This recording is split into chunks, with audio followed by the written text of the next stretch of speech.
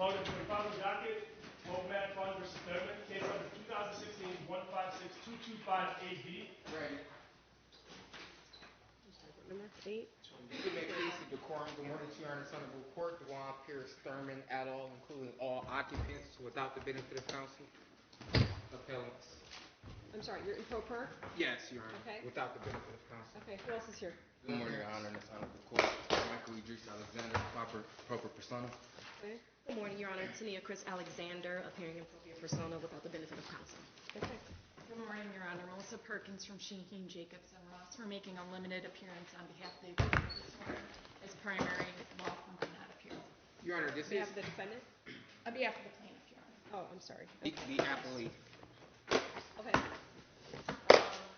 Understand this was in front of Judge Warren. It's been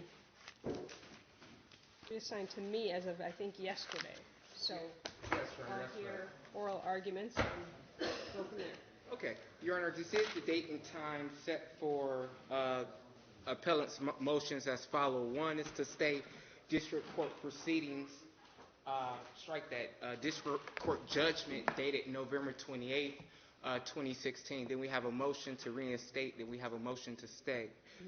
Your Honor, just to give you a brief procedural background to the relevant facts in this case, originally, and this is for my motion to stay, I'm going to start with my motion to stay because the other motions might be moot if this court stayed the proceedings until... You're asking to stay the district court order? Correct, pursuant to MCR 4.201 and 3B. And that authority allows an appellant that satisfies just a basic prerequisite that a claim of appeal is filed and that the bond or escrow an appeal, which in this case has been waived pursuant to MCR 2.002C, because in MCR 4.201 N3B Section 4, it allows for indigent parties what the chief judge has declared and the reassigning judge. So that's not an issue. So we have satisfied that prerequisite. The opposing counsel is arguing that we're required to pay escrow or bond, regardless if the chief judge waived fees pursuant to MCR 2.002. The fees that were waived were what? The filing fees? Right. Okay, that's different from posting a bond. It is, but let me tell you the mechanism why the court rules connect, because in each application for stay, they explicitly states in the court rules provide that the bond or escrow shall be waived pursuant to MCR 2.002, because if a person cannot afford due process, then their 14th Amendment is essentially down the drain. So the court rule provide for indigent parties to be able to file appeal, because traditionally you can't even file an appeal if you don't post a bond. In this case, that has been waived. The filing fee has been waived. The bond, because it pursuant to MCR 4.201 N3B, it's an automatic stay. It's an automatic stay, and that's the dilemma in this case.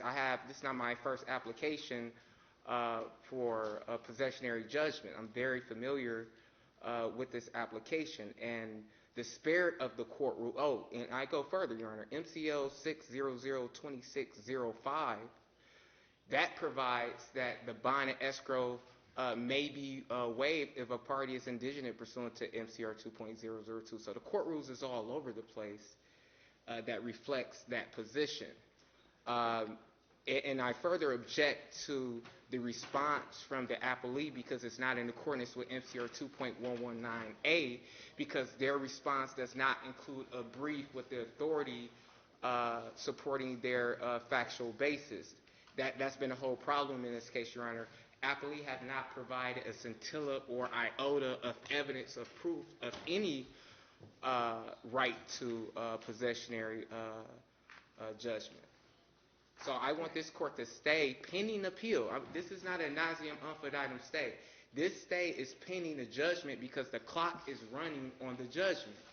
And the court rule explicitly states once the claim of appeal has been filed in conjunction with a bond, in this case, which has been waived pursuant to subsection 4, that's the only prerequisite. There's no big hurdle or four-factor test I didn't have to do a stay at district court, even though I did that on 12/22 and was denied because the court stated it didn't have it lacked subject matter jurisdiction because this case was currently pending on appeal. Also, Your Honor, please take judicial notice of federal case Thurmond versus Cove Map Fund et al., including Wells Fargo Bank federal case number 17 CV 10088.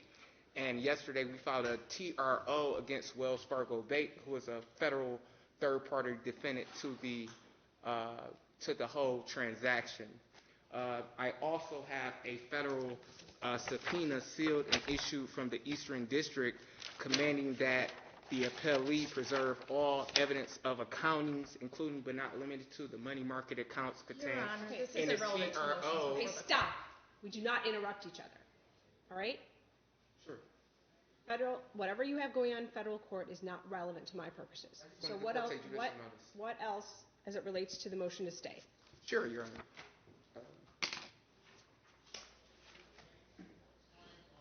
Just a second, Your Honor. Let me get the transcript. In addition, Your Honor, it was 3 transcripts that was transcribed in this case. It was the 2 hearings from the original district court proceedings.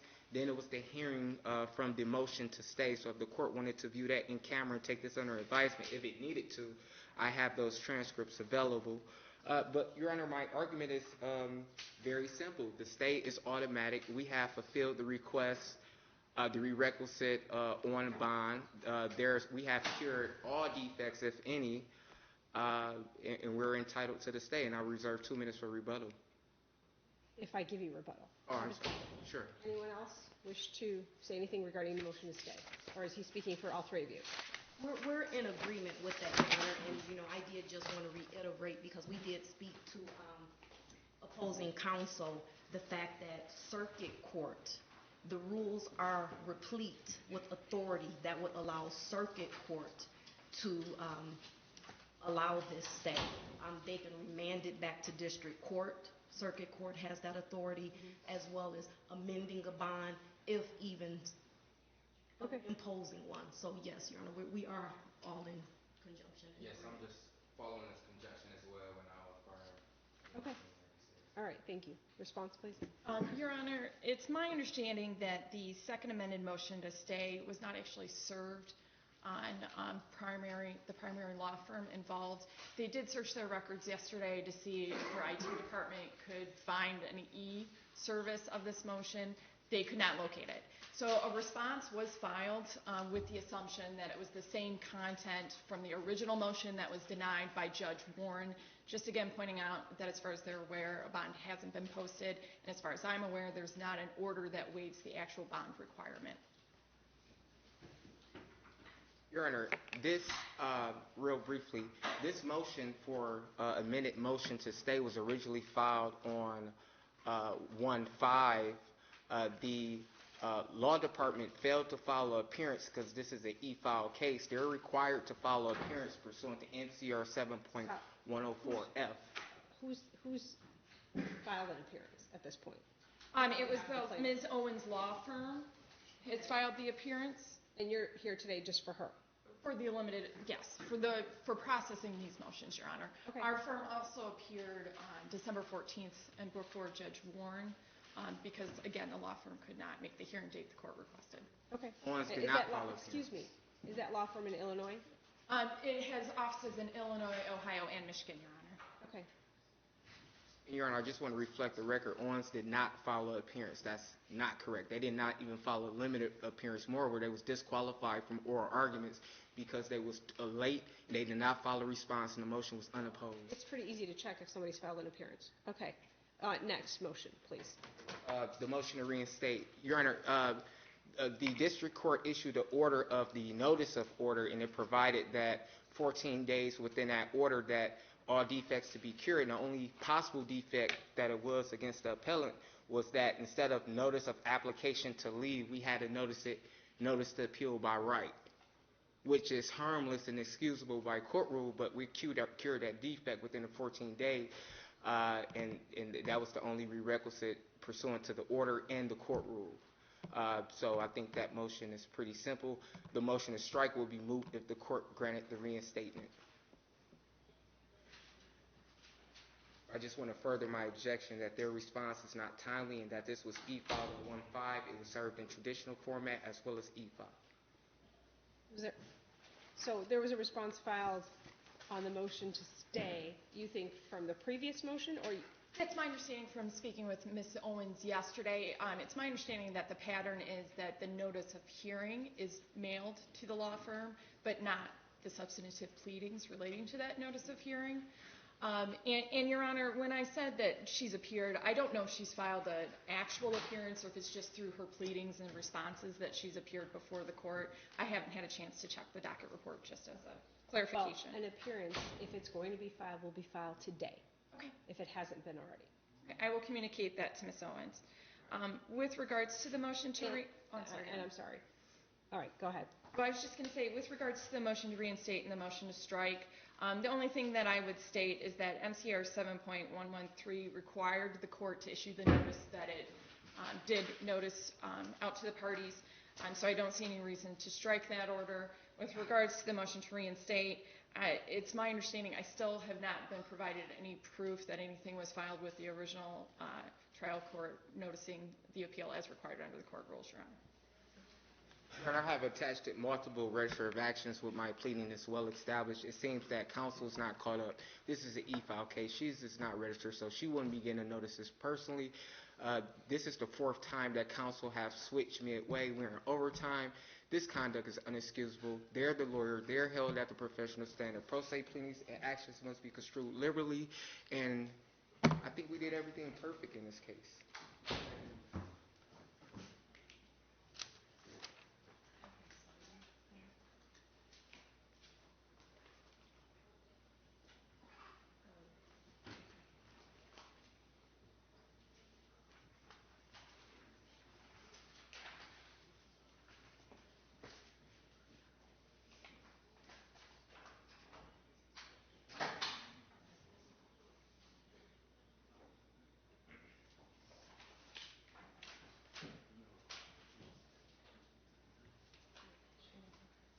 Want to play it, we'll send it later. Just send us a note to let us know. Let them know. All right. Anything additional anyone wants to add? Because obviously this was just sent over from Judge Warren's yesterday. It got reassigned yesterday. I'll take a look at everything. I assume,